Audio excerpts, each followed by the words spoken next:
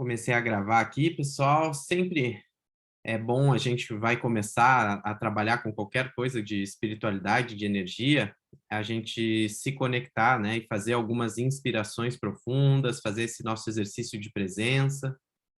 Vim para o momento do aqui e agora, então convido vocês a estarem conectados com essa egrégora, a egrégora dos irmãos franciscanos que nos apoia, das irmãs clarissas, trazendo a atenção para os pés.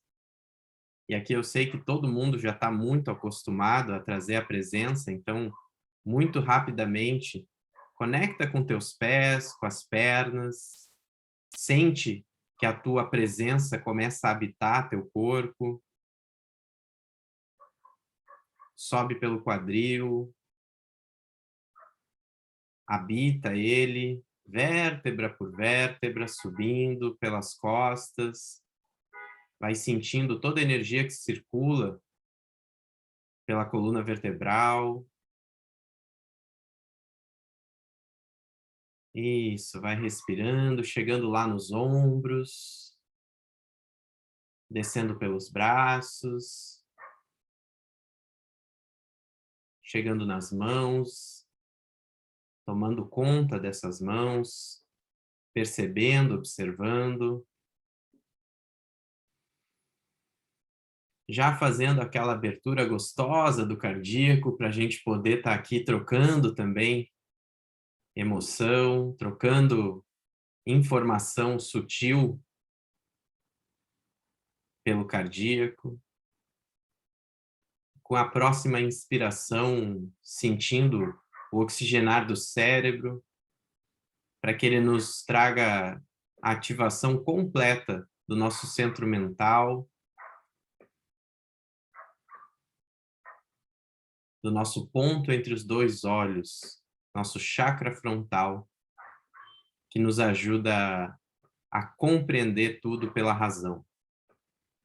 E bem integrados entre corpo, mente, espírito e coração, é que nós vamos começando o nosso primeira aula de curso de apometria, para a gente pedindo já a egrégora da Casa Lucas, as egrégoras que sustentam essa energia da apometria, para estarem conosco, nos dando esse apoio, nos permitindo que tudo aconteça exatamente como foi previsto pelo plano astral, que a gente possa, num fluir gostoso, trocar uma ideia, aprender, se divertir, porque, claro, né, com tipo 7 de professor, é claro que vai ter risadinhas. E eu já convido vocês a voltarem para aqui agora. Sejam todos bem-vindos, bem-vinda, Dessa. Obrigado por estarem aqui conosco. Deixa eu já começar aqui, gente. Cadê o... Tô até já enferrujado no Zoom, pelo amor de Deus. Cadê a nossa... Tá todo mundo vendo já o PowerPoint aí? Então, beleza, galera. Deixa eu dar um play aqui. Sim. Nesse PowerPoint. Muito bem, pessoal. Então, sejam bem-vindos. Esse é um curso introdutório de apometria, tá? Eu quero deixar claro que eu sei que tem pessoas ali da Casa Lucas que talvez tivessem até mais propriedade do que eu, pelo tanto de curso de apometria que já fizeram, de outras técnicas apométricas, né, da apometria quântica, com uns outros enfoques, mas o foco desse curso é nos dar a base de entender o que é a apometria, o que é o chão, o fundamento da técnica da apometria, e poder ter a segurança de saber que vai sair desses encontros, né? Claro que o pessoal da Casa Lucas conhece, sabe, pratica de alguma forma, mas vai nos dar uma solidez no nosso conhecimento, e para quem não conhecia a apometria, vai conseguir sair daqui com segurança e eficácia para sim aplicar a apometria, principalmente ela conectada com outras técnicas que a pessoa já tenha, como um apoio, né, uma ferramenta que nos permita, né? Eu tinha colocado, até agora eu me dei conta que eu tinha colocado como oferecendo pelo espaço terapêutico com complemento e não troquei, né? Quando resolvi fazer pela Casa Lucas, mas eu resolverei isso para o próximo encontro, tá? Mas, então, hoje a gente está fazendo esse encontro com a sustentação da egrégora da Casa Lucas, dos nossos irmãos franciscanos, e é com essa alegria que a gente vai conduzir tudo, tá? Então, vamos começar a entrar nesse assunto. O que é a apometria? A apometria ele é um método medianímico de atendimento espiritual pelo comando. Deixa eu botar aqui pequenininho, ó. Pelo comando da mente. Então, o que isso significa?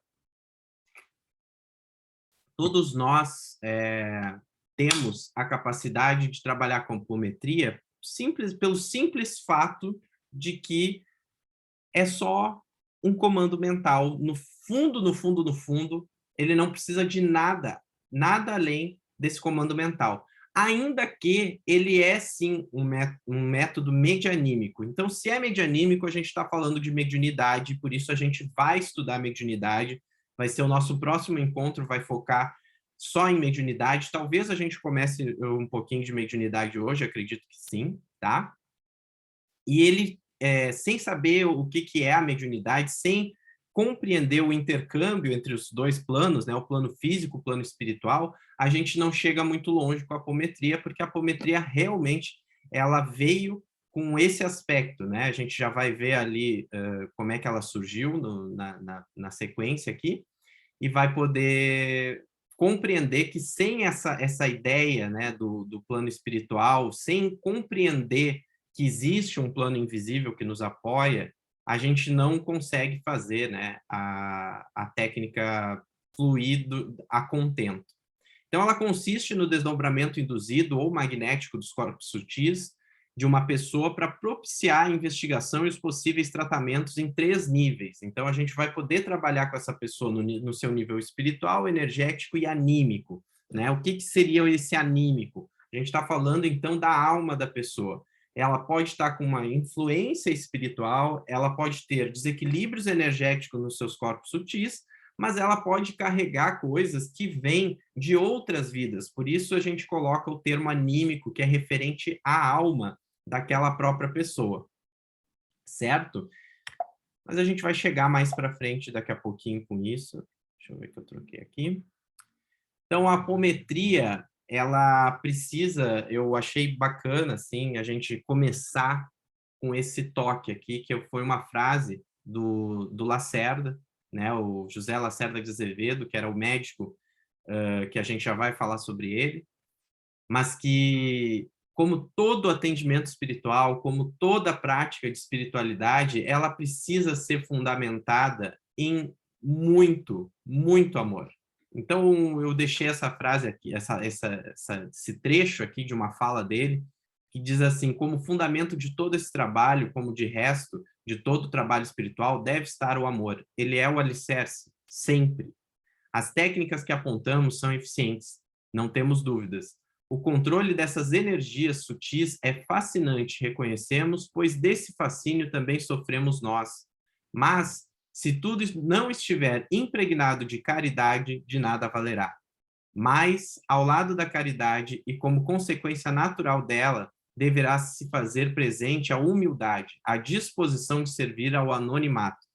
Se faltar amor e disposição de servir pelo prazer de servir, corremos perigo de incorrer na má aplicação das técnicas e do próprio caudal de energia cósmica, tornando-nos satânicos por discordância com a harmonia universal. Advertimos, além da obediência dos preceitos evangélicos, somente através dela, experimentadores e operadores podem desfrutar de condições seguras para devassar esses arcanos secretos da natureza com a adequada utilização dessas forças desconhecidas. Então, gente, achei essa frase, esse trecho, esse texto do Lacerda veio de encontro ao propósito nosso, que é sempre trabalhar para a luz, trabalhar para o bem, trabalhar impregnado desse amor que ele fala.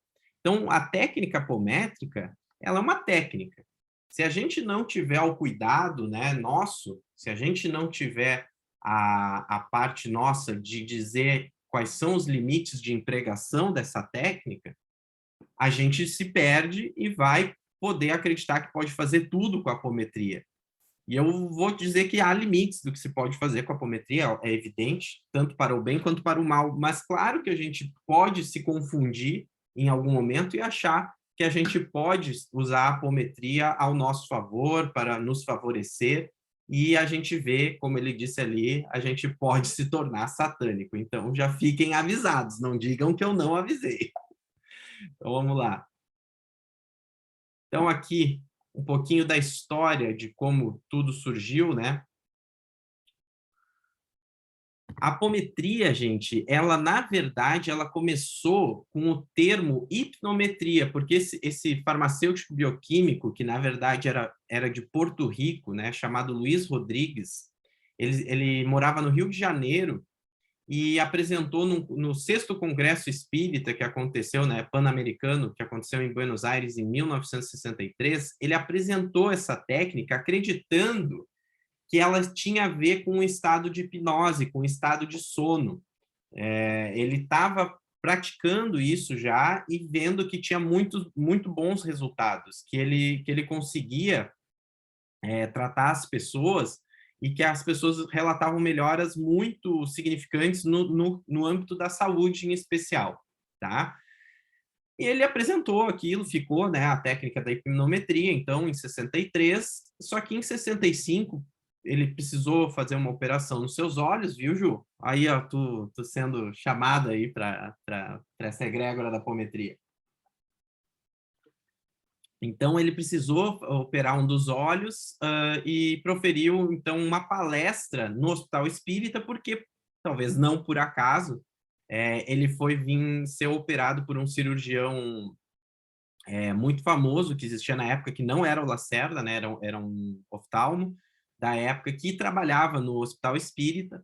Então, ao vir até aqui, conversou com o presidente do Hospital Espírita de Porto Alegre e falou, né, que estava usando essa técnica e como era o ensejo, né, das duas coisas, ele como farmacêutico bioquímico da área de saúde, o hospital como sendo um centro de saúde e sendo um hospital espírita que, né,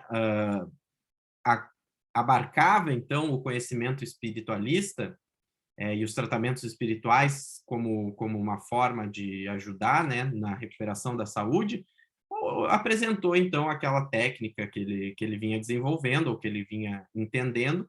E, então, o Dr. José Lacerda, que era médico cirurgião, ginecologista e depois também se tornou clínico geral, ele se interessou pela técnica e estudou com a sua esposa. Ele na verdade, pediu para que a sua esposa, Yolanda, que era uma médium de grande sensibilidade, fosse a cobaia dos primeiros testes que ele fez com a técnica de apometria, e foi pedindo para que ela descrevesse o que estava acontecendo, o que ela estava vendo, o que ela sentia, quais eram as orientações que o plano espiritual dava com relação àquilo. E quando ele entendeu que não se tratava, né, não tinha nenhuma relação nem com sono, nem com hipnose, ele utilizou o nome de apometria.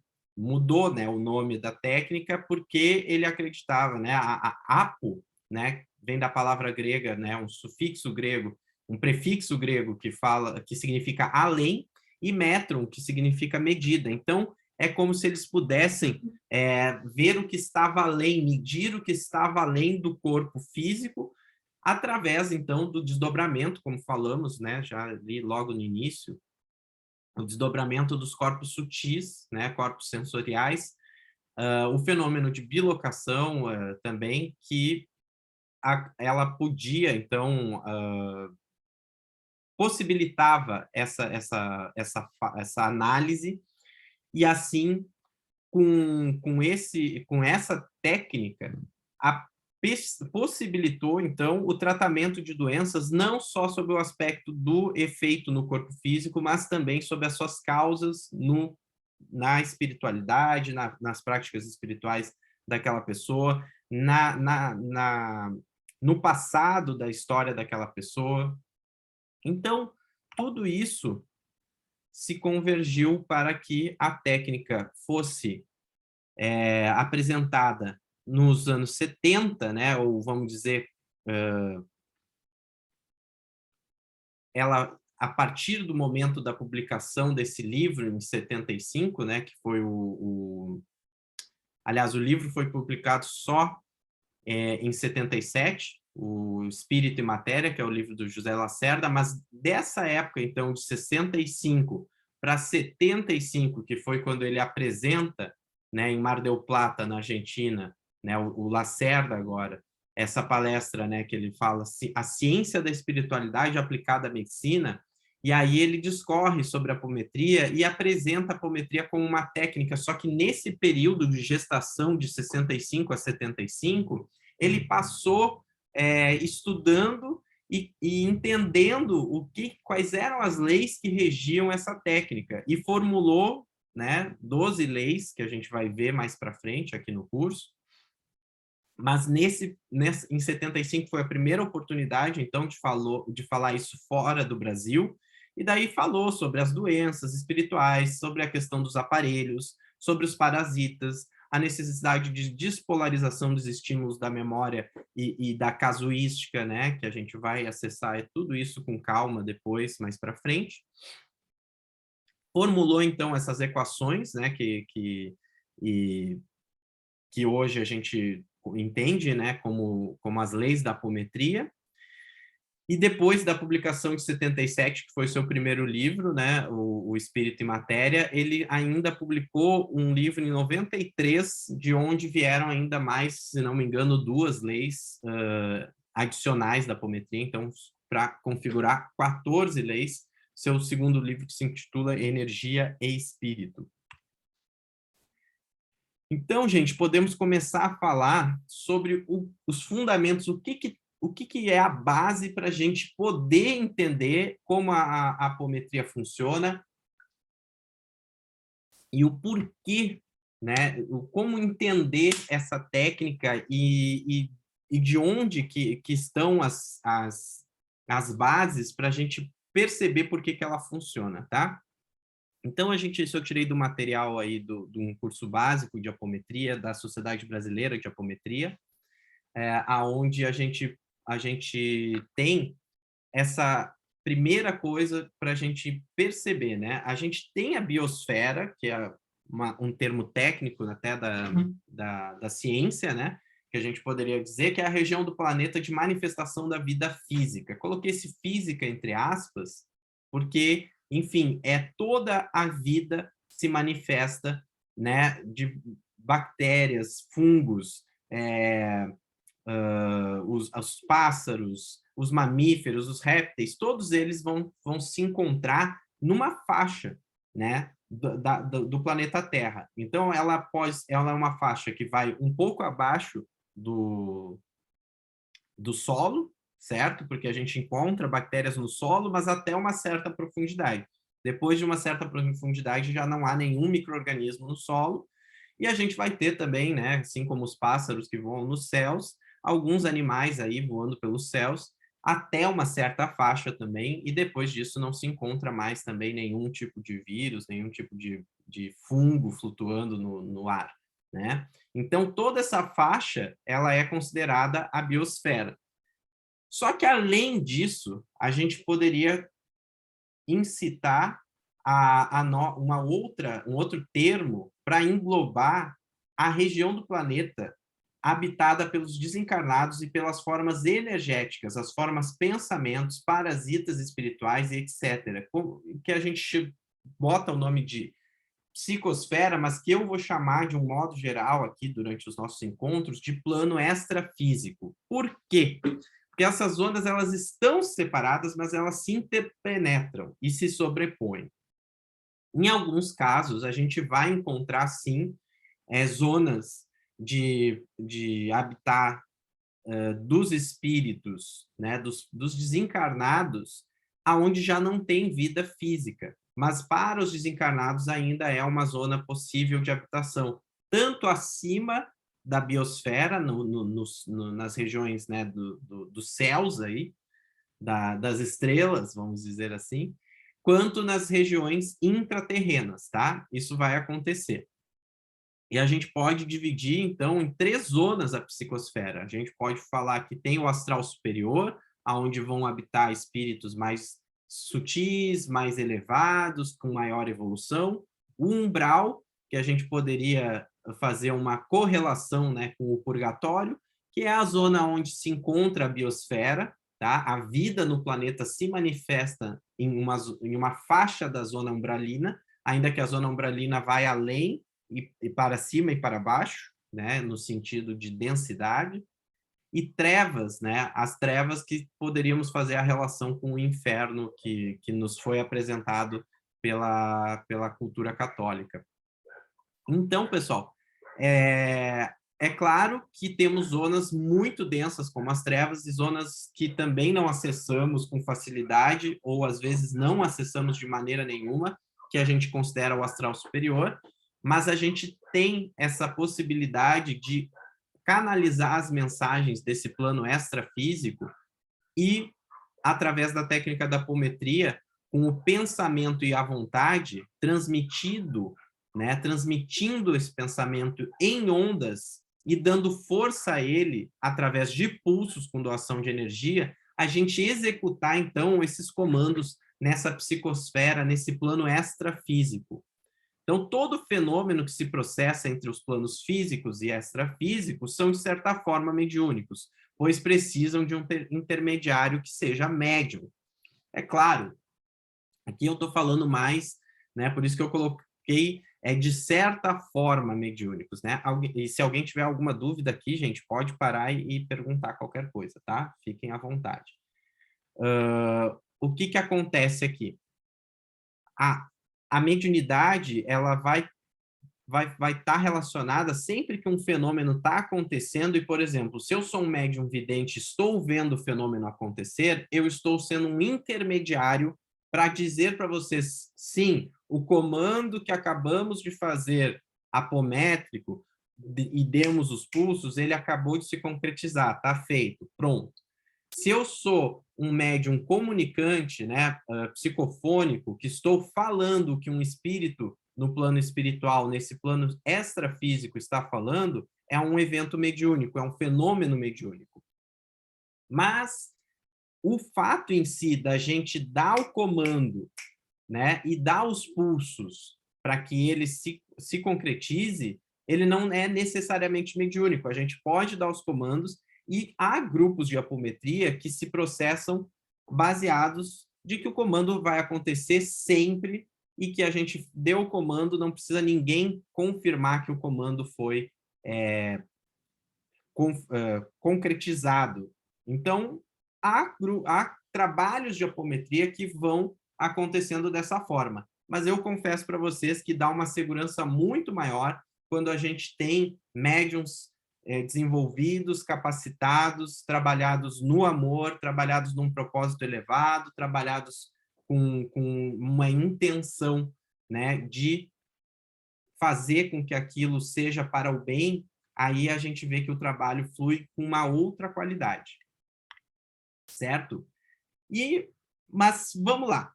Vamos falar um pouquinho sobre pensamento. Eu falei aqui, né, 2 palavrinhas, só voltando aqui, o pensamento e a vontade, né? Então, de onde sai isso? Eu achei alguns trechos aqui da obra Mecanismos da Mediunidade que nos dão a certeza, porque, gente, quando a gente está falando de que a gente está dando comandos, né, e que eles vão se processar nesse plano extrafísico, a gente precisa ter uma certeza interna, porque essa certeza interna de que o comando vai acontecer é que vai dar o tamanho da nossa vontade e a intensidade para que aconteça no plano extrafísico, para que se condense a energia em torno daquele comando. E eu achei aqui muito convenientemente esses trechos dessa obra Mecanismo da Mediunidade, que foi ditada pelo André Luiz e psicografada pelo Chico, aonde vai falar algumas coisas interessantes sobre o pensamento, tá? Deixa eu ver que alguém mandou alguma coisinha aqui. Se puderes enviar esse material, com certeza. Posso mandar, vai ser disponibilizado para todos, tá? Gente, deixa eu voltar aqui. Então, ele fala aqui, ó, o pensamento a formular-se em ondas age de cérebro a cérebro quanto a corrente de elétrons de transmissor a receptor em televisão. Então, o André Luiz, ele está falando que é como se fosse as ondas de uma antena de TV que chegam na nossa televisão e são processadas e geram as imagens. Então, a gente tem que ter essa certeza absoluta dentro de nós que o nosso pensamento ele também é propagado em ondas e que essas ondas possuem energia o suficiente para se condensar e que no grupo, na hora que estamos em grupo, cada um doa um pouco da sua energia e ao acompanhar os pulsos que são dados pelo dirigente do grupo, aquele pensamento se condensa e se realiza no plano extrafísico. Então, a gente pode compreender, né, ele fala aqui, podemos compreender sem dificuldade no pensamento ou radiação mental a substância de todos os fenômenos do espírito a expressar-se por ondas de múltiplas frequências. Valendo-nos de ideia imperfeita, podemos compará-lo de início à onda hertziana, tomando o cérebro como sendo um aparelho emissor e receptor ao mesmo tempo. Aqui cabe a gente lembrar que no plano extrafísico, o espírito ele não tem o cérebro físico como a gente tem, mas o espírito do lado de lá ele também vai ser capaz de receber essas ondas cerebrais que a gente está emitindo e vai por isso também ser suscetível aos comandos que a gente está dando. Então aqui vocês percebam que o André Luiz está trazendo termos bem técnicos, né? A onda hertziana, que é do pesquisador, me esqueci o primeiro nome dele, mas o sobrenome era Hertz, que foi um estudioso das ondas eletromagnéticas. Então, quando percebeu-se a frequência, né, que hoje a gente fala, uma frequência em hertz de um som, por exemplo, quem é aí, a Ju tem as suas tigelas que emitem sons em frequências diferentes, foi lá escolher a sua tigela, o seu triângulo que vibra. Gustavo com as tigelas tibetanas também, muitas vezes usa. Ali na Casa Lucas a gente não é muito de usar, né, essas frequências, mas talvez alguém já tenha até utilizado aqueles músicas bineurais com frequências específicas, né? Essa frequência é dada em hertz.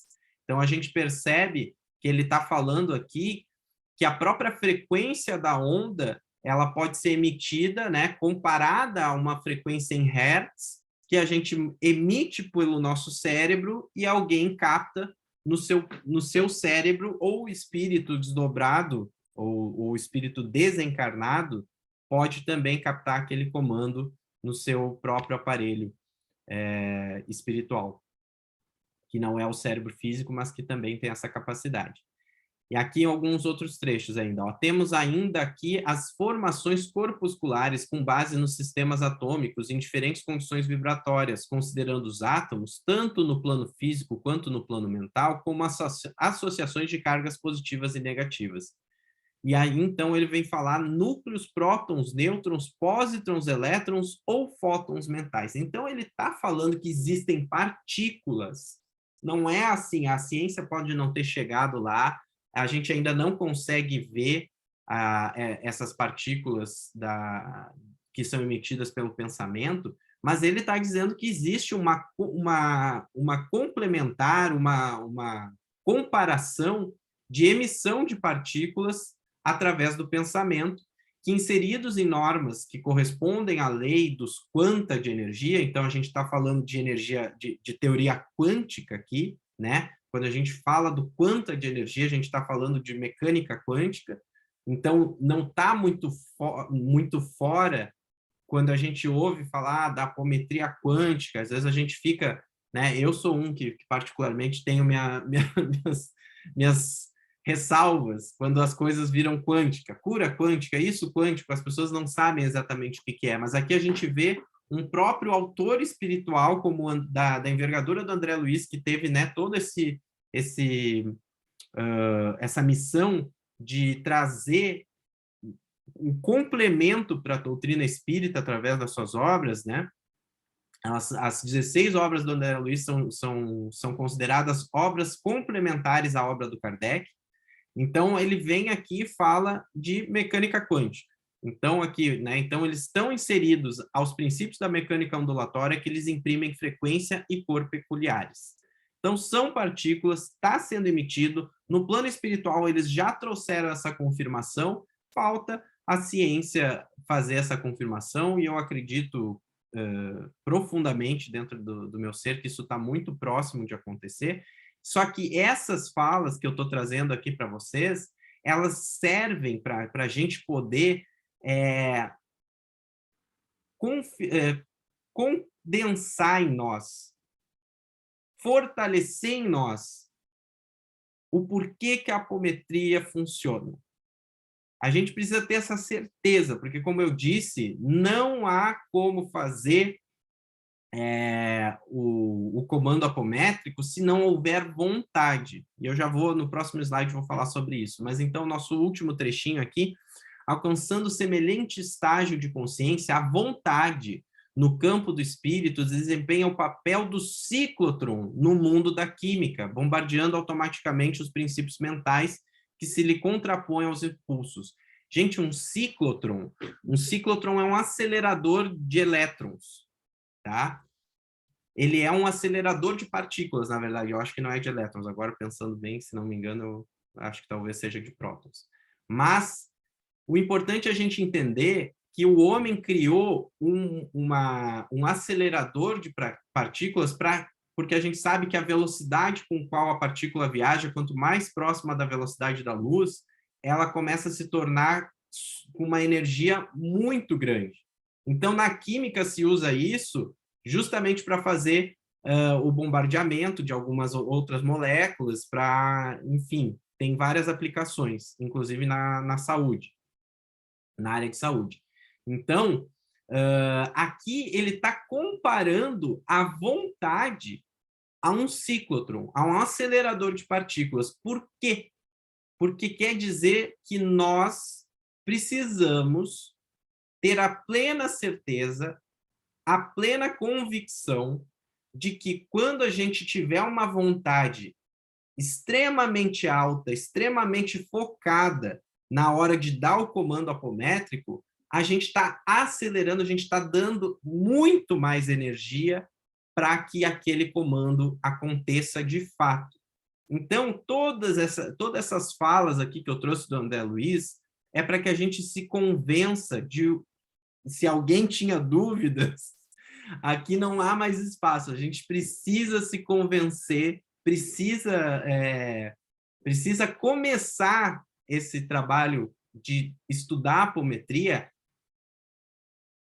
concordando nesse ponto. O pensamento, ele é emitido, o pensamento é transmitido em partículas, o pensamento está ali funcionando como uma onda. Inclusive, esse próximo slide, vocês me avisem que às vezes pelo Zoom as animações não ficam tão boas, né? Mas aqui tem uma animação de uma onda eletromagnética, tá, gente? Que é para vocês entenderem. As ondas eletromagnéticas, elas sempre se transmitem pelo espaço exatamente dessa forma.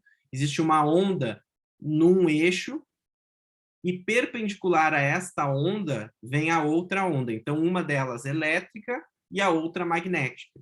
E aí a gente fala que é uma onda eletromagnética.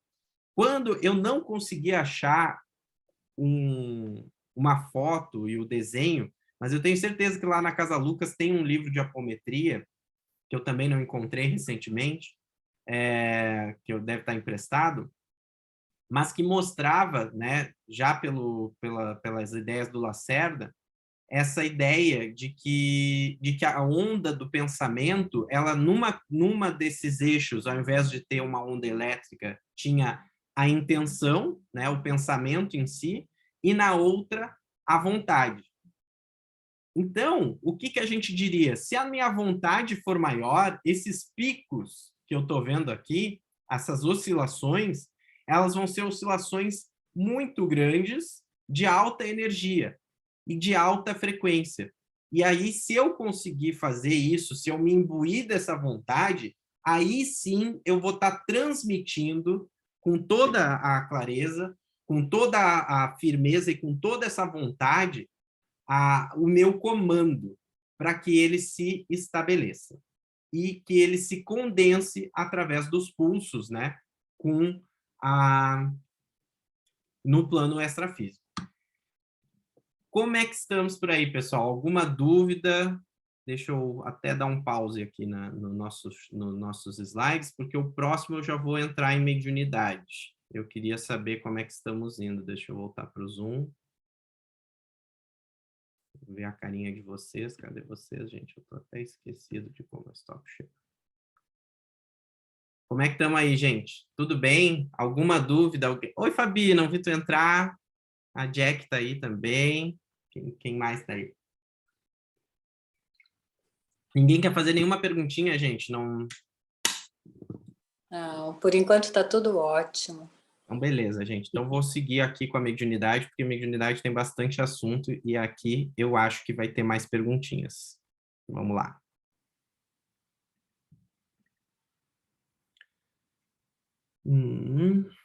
Cadê?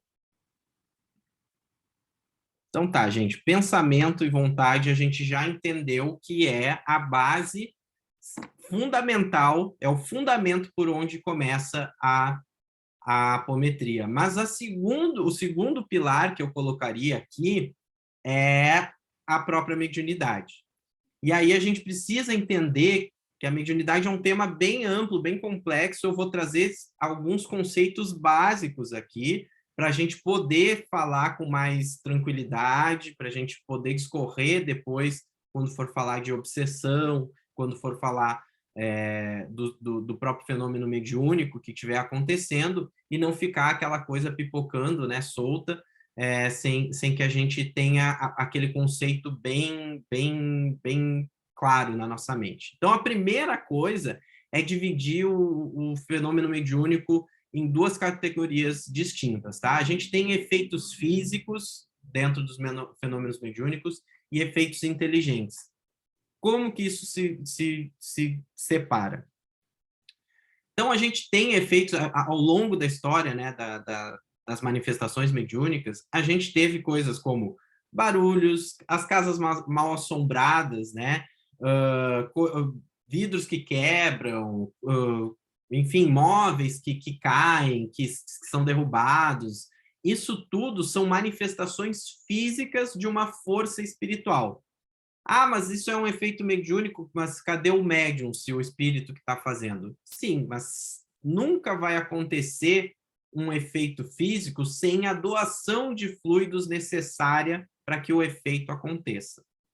Então, sempre tem um médium em algum lugar nas proximidades, porque se não tiver médium, o espírito não consegue juntar fluido suficiente para fazer aquele efeito.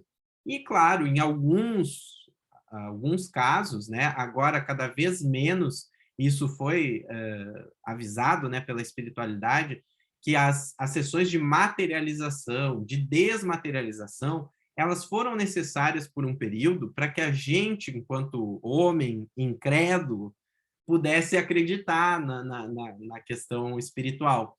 Então, ao passo de que a razão e que até as próprias comunicações, os livros, né, do Chico estão aí contando histórias belíssimas, né, e a própria história do Chico Xavier e de todo o movimento espírita, né, vai se desenrolando, já não há mais a necessidade de ficar fazendo sessões onde a gente vê os espíritos se materializarem.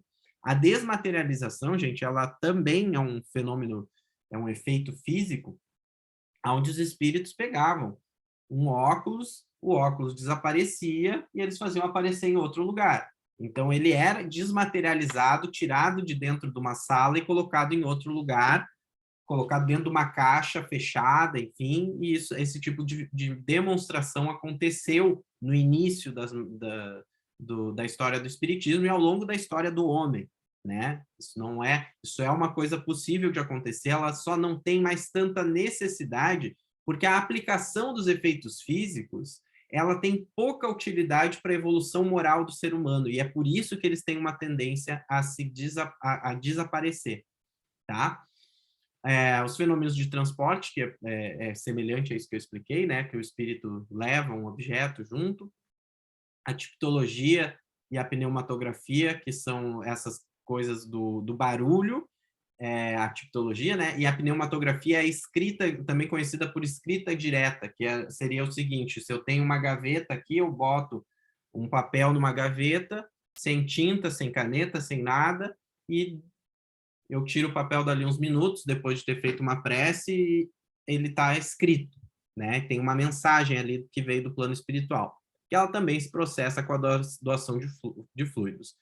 Mas aqui, muito interessante, a gente não pode deixar de mencionar, é a faculdade mediúnica de efeito físico da cura, tá, gente? A cura, ela é um efeito físico, claro, porque a gente está atuando no corpo físico da pessoa. E através da apometria, sim, a gente vai ter a intenção, e muitas vezes, de atender pessoas que têm doenças físicas. E ela é um tipo de mediunidade específica. Ela não é uma mediunidade que todos nós temos, ela precisa de fluidos necessários, de um ambiente condizente para manipulação daqueles fluidos. Então, a gente precisa entender que quando a gente vai trabalhar com efeitos físicos, como atendimentos para a saúde, a gente precisa entender a delicadeza que tem, porque é muito semelhante à delicadeza que se tinha nas reuniões de materialização, por exemplo. Daí, só para mencionar para vocês, quase toda reunião de materialização, ela precisa ser feita praticamente no escuro, ou com uma luz muito tênue, porque a própria emissão elétrica dos fótons que a lâmpada, seja incandescente de LED, emite, ela acaba por desmagnetizar os fluidos que está se tentando condensar aquele tanto de fluido necessário para fazer uma materialização. Então, quando a gente está falando de cura, a gente precisa de cura física, né? Tem outros níveis de cura, mas quando a gente está falando de cura física, e daí para o pessoal da Casa Lucas que trabalha na energização, a gente precisa entender que pensamentos vão influenciar no ambiente, que se a gente estiver emitindo pensamentos desorganizados, de baixa frequência, a gente vai estar, sim, atrapalhando o plano espiritual no seu trabalho de tentar fazer algum trabalho com energias mais sutis. É muito importante que a gente tenha essa consciência. Então, aqui, os efeitos inteligentes são outra classe de fenômeno mediúnico. Então, a gente vai ter aqui a psicofonia, as pessoas que falam o que um espírito quer falar, a psicografia, as que escrevem, a vidência, as pessoas que leem, que veem, né, o plano espiritual, a presciência, que é a capacidade de ler, de ver o futuro, né, de ter, enfim, visões premonitórias, tá? Então, todos esses fenômenos que têm uma comunicação, que trazem um ensinamento, elas são qualificadas como efeitos inteligentes, certo? Então, todo fenômeno mediúnico se processa com um fim útil e com a permissão do plano astral superior. Eu coloquei essa frase aqui porque a gente precisa ter isso muito claro. Se está ocorrendo um fenômeno mediúnico, ele tem um fim útil. Não interessa como é que ele está se processando, não interessa se aquele espírito está se manifestando com grosseria, não interessa se ele não trouxe nenhuma mensagem edificante, mas ele tem um fim útil. Mesmo que durante a comunicação não seja possível demover aquele espírito da sua intenção de fazer o mal, que ele não aceite a doutrinação, não importa. A gente tem que entender que aquela mensagem teve um fim útil e ela teve a permissão do plano astral superior. Então, se tem a permissão do plano astral superior, se a gente está ali, claro que várias pressuposições estão acontecendo antes, vamos dizer, né? a gente precisa estar com a sintonia do grupo boa, aquela amorosidade que foi falada no grupo, né? Todo mundo entendendo que a gente está fazendo um trabalho assistencial. E daí, quando tudo isso, com a egrégora que está bem confirmada, bem trabalhada, que a gente tem uma disciplina com o grupo mediúnico. Então, se tudo isso está a contento e aquela manifestação aconteceu, ela tem a permissão do plano astral superior e ela tem um fim útil. E mesmo que esteja tudo destrambelhado, que nada dessas condições esteja, né, não estejam cumpridas, que mesmo que a gente esteja, talvez, fazendo um grupo mediúnico por curiosidade ou até para fins pessoais, que acha que pode levar vantagem com a comunicação com o plano espiritual, qual que é o fim útil daquela comunicação? Em algum momento, aquela comunicação vai nos mostrar que a gente foi usado pelos espíritos, né, levianos ou até maldosos, que a gente vai falar um pouquinho sobre eles, sobre os espíritos que se comunicam, e a gente vai perceber com aquilo, vai ter um grande aprendizado de que a gente não pode fazer com esse intento, porque os espíritos superiores não se prestam a vir se eles não encontram um fim elevado e moral para aquela comunicação. Então, os que acabam vindo são os de mais baixa densidade. Então, sempre tem uma utilidade, nem que seja para que a gente tenha um despertar de dizer, nossa, aquele espírito, com aquela violência, com aquela agressividade, estava me acompanhando, o que eu dei de condições para que ele me acompanhasse? Porque só para a gente pular aqui para o quarto item que eu coloquei aqui, sempre que tiver um fenômeno mediúnico, são necessárias duas condições básicas. Primeiro, a sintonia, a segunda é a afinidade fluídica. A sintonia, gente, a gente consegue ajustar a qualquer instante. Então, se eu estiver com raiva, eu sintonizo com espíritos que estão com raiva. Se o meu estado interno é de tristeza, eu vou sintonizar com espíritos que estão em tristeza. Se eu sou uma pessoa que vive alegre, que vive agradecida, que vive em serenidade, e se a gente for citar aí as 9 virtudes do Enneagrama, claro que se eu pratico aquilo dentro de mim, as minhas companhias espirituais vão tender a ser companhias muito boas. Mas para o fenômeno mediúnico, e aí a gente vai entender por que é tão importante ter um grupo mediúnico e por que grupos muito pequenos às vezes ficam um pouco mais restritos naquilo que conseguem fazer, é pela afinidade fluídica. O fenômeno mediúnico em si, a sintonização com os espíritos, de forma intuitiva, ela vai acontecer sempre. Ponto. Qualquer um de nós pode se sintonizar com um mentor espiritual, a gente pode se sintonizar com um obsessor, a gente pode se sintonizar com um espírito brincalhão, com um espírito enfim, com os que ficam aí brincando com a gente e que são levianos, tá? Só que o que acontece? Para que tenha um fenômeno mediúnico, no caso de, por exemplo, eu ser um médico psicofônico, eu ser um médico psicográfico, um médico vidente, eu só vou ver, no caso do vidente, aquele espírito, se eu tiver sintonizado com aquele espírito, que esse eu consigo fazer como se fosse uma estação de rádio, mas eu preciso ter a afinidade fluídica, e isso está no corpo físico daí, gente. Aí essa parte da afinidade fluídica vem do corpo físico do médium. Cada médium produz um X de fluidos que permitem que as suas capacidades mediúnicas se estabeleçam. Então, para o psicográfico, também é a mesma coisa. Então, por mais que tenha um grupo de médiums, às vezes tem aquele médium específico que tinha maior afinidade fluídica com aquele espírito e ele só poderia se comunicar por aquele. É por isso que se comunica por aquele e não pelo outro.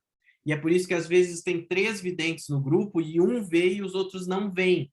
Ou um vê com extrema clareza e o outro vê mais turva a imagem, mas tem uma noção maior do que acontece do quadro que se apresentou. Então, é por isso que um vê com toda clareza, com detalhes, e diz assim, olha, ele usa uma roupa assim, assado, tarará. É a afinidade fluídica que permite que aquela comunicação aconteça, certo? E para não perder, então, aqui o nosso último, aqui os fenômenos mediúnicos, eles são possíveis pelas propriedades do perispírito, que é o corpo sutil que compreende todos os corpos energéticos semimateriais, à exceção do espírito propriamente dito, que é imaterial. Então, a gente vai falar sobre corpos sutis, vai ter uma aula só sobre isso, né? Corpos sutis e chakras,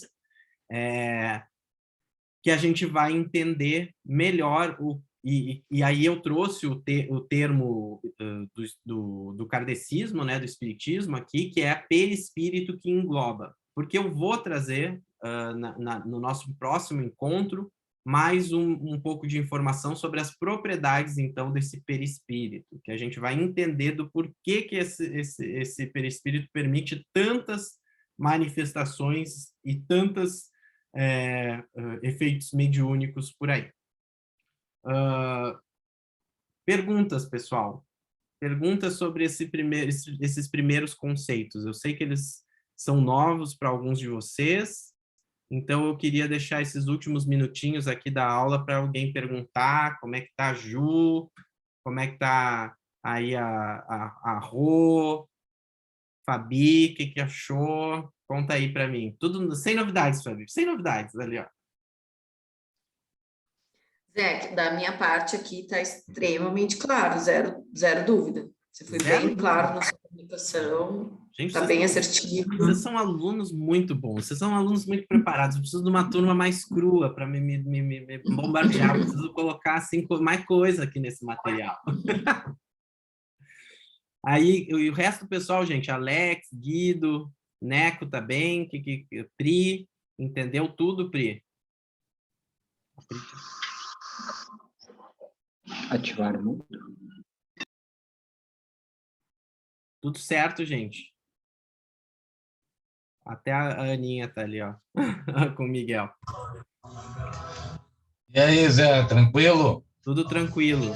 Ficou tudo Cara, bem? Tudo bem, claro. E posso dizer que fico muito feliz com esse momento que está acontecendo, que para mim era muito esperado acontecer isso dentro da Casa Lucas GCs. E foi mais um incentivo mesmo, que faz tempo que eu estou para retornar. Segunda-feira eu vou lá tomar um passe. Fiquei muito emocionado em ver vocês todos aí. Muito feliz mesmo. Muito obrigado, irmão. Eu gosto muito de ti e de todos que estão aí. São meus irmãos de coração, né? Um beijo grande, irmão. Obrigadão. Com Deus. Te esperamos, então. Te esperamos no retorno. Um abraço. Gente, vocês querem ir mais um pouquinho? Como é que tá aí? Ou já tá o horário? Vou fazer uma pergunta.